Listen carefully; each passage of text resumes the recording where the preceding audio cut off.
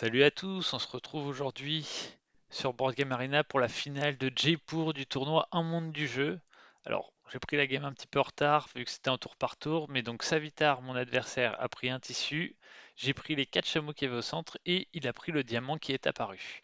Ici, ça paraît évident, on va prendre une des ressources rares, donc on va prendre l'or et on va obtenir. Je vous rappelle, hein, l'idée, trois actions possibles, soit prendre des cartes du marché, soit en vendre, soit prendre tous les chameaux et après faire des trocs, donner autant de cartes qu'on a dans la main contre autant de cartes du marché. Et plus vous vendez tôt, plus les jetons valent des points, donc il y a une certaine gestion. Au début, c'est bon, là vous voyez, il a vendu 2 diamants pour 14 points, c'est assez fort, et les prochains diamants qu'on va vendre ne vous rapporteront que 5 points. Ici, on va prendre une épice. Donc la stratégie un peu qu'on va essayer de mettre en place, c'est dans un premier temps d'essayer de récupérer pas mal de cartes et dans une deuxième partie, essayer de gérer avec les chameaux pour récupérer les ressources rares. Pourquoi au début il faut récupérer surtout beaucoup de cartes? Parce que les cartes qu'on va récupérer vont se vendre assez cher, vu que les cuirs, les premiers c'est 4-3 et ensuite c'est que des petits chiffres, les épices 5-3-3, les tissus 5-3-3. Donc au début, toutes les cartes valent quand même pas mal de points, donc c'est important d'essayer d'en récupérer le plus possible. Par contre, dans un deuxième temps, une fois que les cuirs par exemple ils valent que 1, ben, c'est important d'essayer justement de ne plus les récupérer et d'essayer d'optimiser en ne récupérant que les grosses cartes. Donc c'est pour ça que ça peut être intéressant d'avoir pas mal de chameaux pour remettre plein de chameaux au centre et laisser notre adversaire un peu pris et obligé de prendre tous les chameaux et donc vous amener les bonnes cartes. Parce qu'en effet, quand vous allez prendre les chameaux qui sont au centre, ça va amener trois nouvelles cartes et ces trois nouvelles cartes vont potentiellement rapporter pas mal de points. Ici, ce qui est intéressant de voir, c'est que mon adversaire a fait 5 tissus, donc il avait pas mal de tissus dès le début, et donc il a récupéré un jeton bonus 5 qui est très très fort. Ici, malheureusement, on a cette carte en main, on va pas pouvoir prendre cet argent, donc c'est un peu dommage. Après, je vais vendre mes épices pour récupérer les gros jetons, et s'il prend l'argent et qu'aucune ressource rare ne va tomber, je vais prendre les chameaux, et s'il prend les chameaux, c'est ce que je vous disais, l'avantage c'est que ça libère plusieurs cartes et donc moi ça me permet de récupérer tous les argents. Donc là on est pas mal parce qu'on a 6 ressources rares et que c'est important à un jeu d'avoir pas mal de ressources rares et s'il reprend les chameaux, j'ai encore une place pour prendre une ressource rare s'il y en a une qui apparaît. Ce qui va être important à un jeu également, c'est de savoir à peu près ce qu'a votre adversaire en main. Par exemple là je sais qu'il a un cuir parce qu'il vient de le prendre, deux cuirs mais je sais plus par exemple s'il a des diamants ou des ors. Donc parce que je vous parle en même temps, c'est un peu plus compliqué. Mais par exemple, vu que je suis pas sûr qu'il est d'or ou pas, je vais vendre. Sachant que tout à l'heure il a vendu les épices, donc a priori il a plus d'épices, des tissus, donc a priori il a plus de tissus. Et il a vendu également euh, des diamants, donc a priori il a plus de diamants à moins qu'il en ait repris un récemment, mais en tout cas il en a un maximum. Et bon, voilà, il avait un or. Ici, on va prendre les chameaux. Pourquoi? Parce que les épices ne me rapportent pas grand-chose.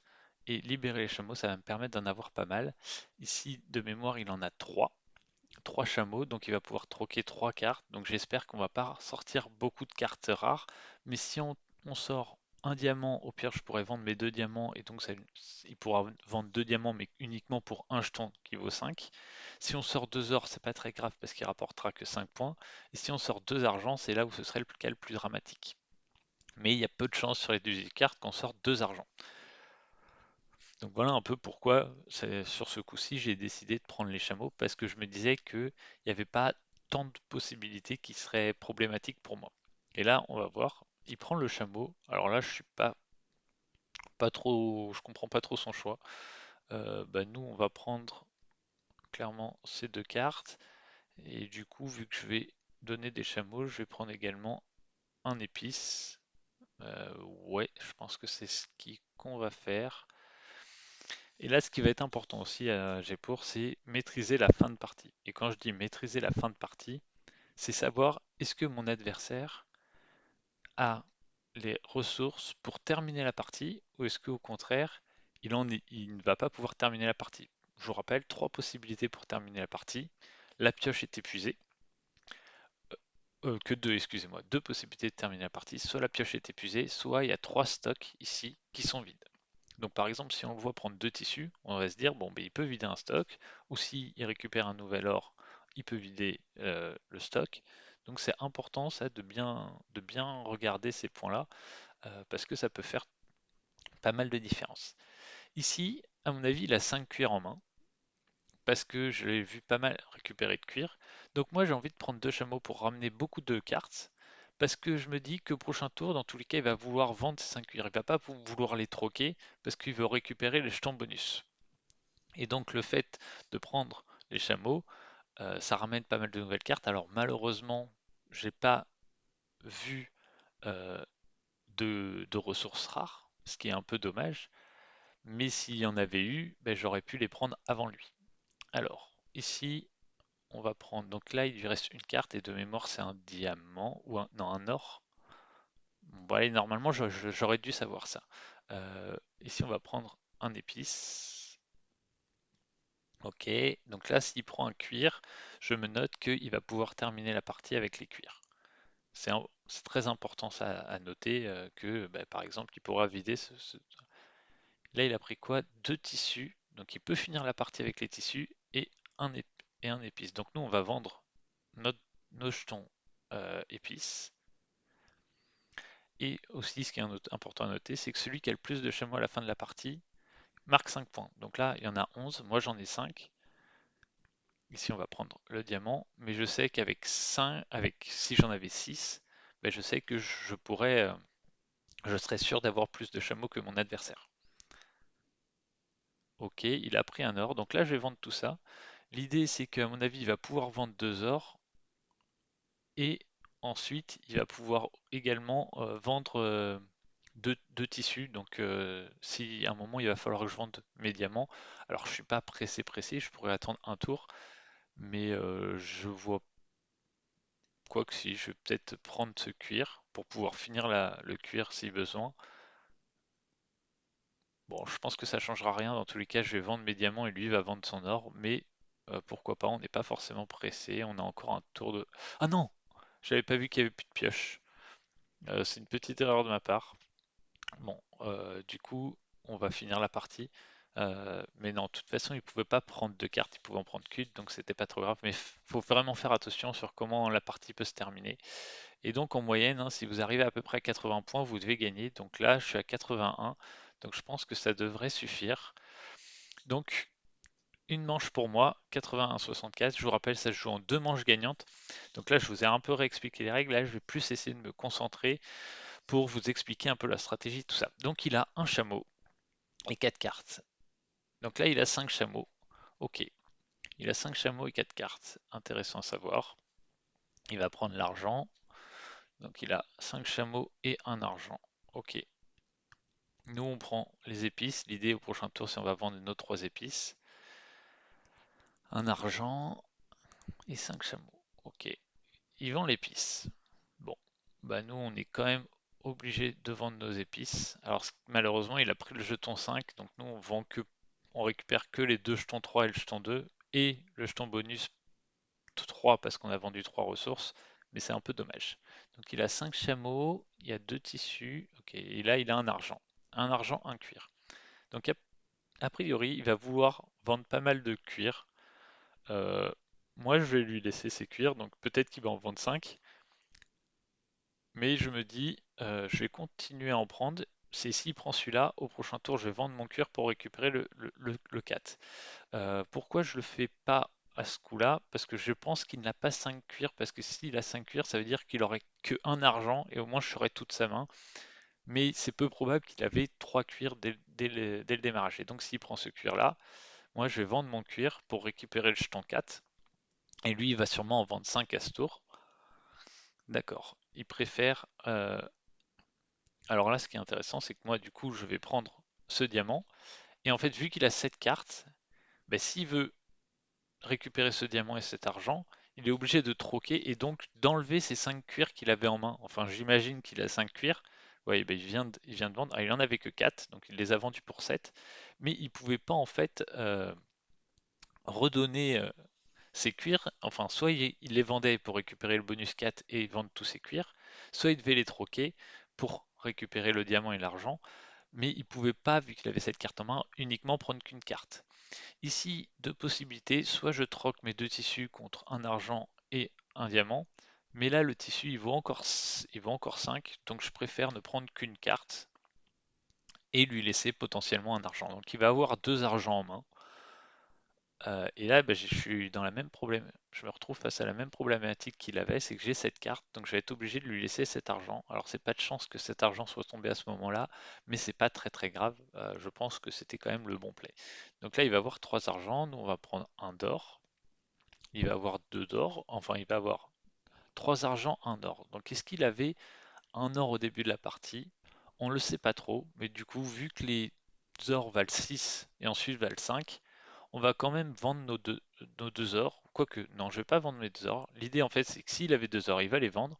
Et au moins, je saurais exactement, j'aurai la chance de pouvoir vendre mes trois ors d'un coup. Donc, je vais plutôt prendre le tissu en me disant, je vais essayer de le vendre ici pour récupérer le jeton 5 et le 2 jetons 3. Il a pris un chameau. Ok, on va continuer à prendre le tissu du coup. Et donc, j'imagine qu'il n'a pas deux jetons d'or. Donc j'imagine qu'il a un or, trois argent. Il avait cinq argent. C'était inattendu ça. Il avait beaucoup d'argent du coup dans sa main initiale, hein. Il en avait deux. Du coup, ça me repose pas mal de questions. On va vendre nos quatre tissus pour essayer de débloquer un peu notre main. Mais il a mis énormément de points là. Il a mis 25 points plus un jeton comme ça qui vaut quasiment, enfin bah voilà, ça peut valoir 8, 9 ou 10. Donc ça fait beaucoup de points d'un coup qu'il vient de mettre. Et en plus, il a plein de chameaux pour gérer la fin de partie. Ça va être compliqué. Ça va être très compliqué. Si je découvre un or, c'est très mauvais pour moi. Bon, malheureusement, c'est pas bon. Je vais quand même prendre ce diamant. Là, il a deux ors et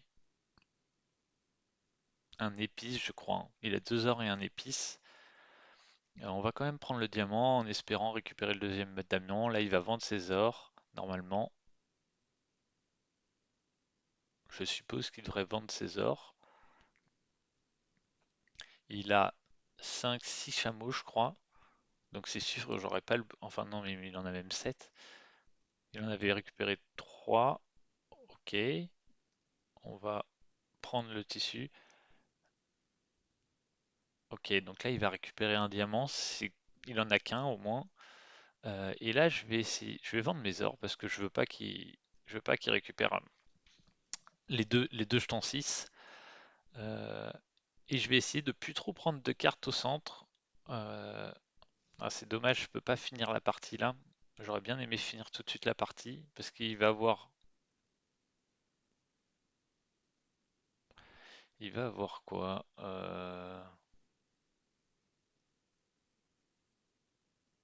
Il va avoir deux ors. Pour moi, il en a que deux, hein. À moins que j'ai raté une étape.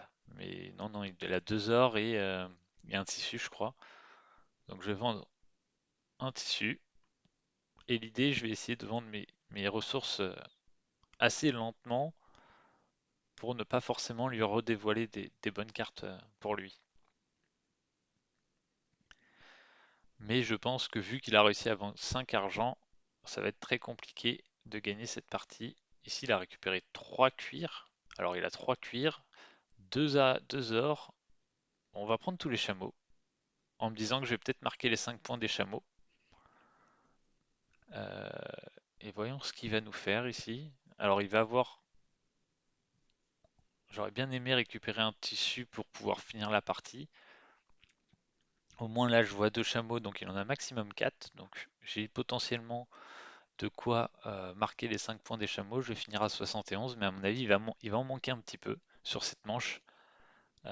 Ok, bon, on va prendre ça en espérant qu'il puisse pas finir. Mais à mon avis, il a trois cuirs et peut-être un quatrième. De toute façon, ici, j'ai pas mieux à faire, hein. Si je peux marquer un point en vendant mes tissus, mais bon, je suis pas certain qu'il puisse finir avec en vendant quatre cuirs. Je sais qu'il a trois cuirs, mais je pense qu'il n'en a que trois et qu'il avait un tissu. Alors peut-être que je me suis trompé. Là, on va le voir tout de suite. S'il a quatre cuirs, il va vendre ses quatre cuirs. Ok, et là il fait une erreur. Pourquoi il fait une erreur? Parce que il doit savoir que j'ai deux diamants et donc qu'il aura plus le temps de vendre ses cuirs. Parce que là il a 5 cuirs du coup dans la main. Euh, mais en fait là il aura pas vu que je vais vendre mes deux diamants et que du coup je vais vider les trois jetons ici, ben, il n'aura jamais le temps de vendre ses cuirs. Alors qu'il aurait vendu ses cuirs, il aura marqué 3 plus le jeton ici. Donc il aurait potentiellement, voilà, ça va de 1 à 3, mais il aurait potentiellement marqué 5 en moyenne. Et bah, s'il perd de 5, ça serait assez dommage. Euh, bon, il perd pas de 5, mais par exemple, il aurait dû vendre ses cuirs, et ensuite, moi, au tour d'après, j'aurais vendu mes diamants. Et potentiellement, il y a un moment, il y a un tour où il m'a laissé ses diamants, un diamant, et c'était pas logique parce que du coup, ça m'a permis ici de marquer 10 avec ses diamants, et il aurait pas dû faire ça. Donc voilà. Donc j'ai gagné ce tournoi d'un monde du jeu. Voilà, je vous ai un peu analysé cette partie, expliqué un peu les erreurs. Euh, Ici, ce qui a fait vraiment la différence, c'est que, notamment sur la deuxième manche, quand j'étais un peu plus concentré et que je vous expliquais un peu plus ma stratégie, j'ai vraiment essayé de bien savoir ce qu'avait mon adversaire pour vraiment contrôler un peu sa stratégie. Et voilà, en sachant un peu presque ce qu'il avait, on a pu savoir comment gérer, nous, notre fin de partie. Donc voilà, j'espère que cette vidéo vous a plu et on se dit à la prochaine. Allez, salut!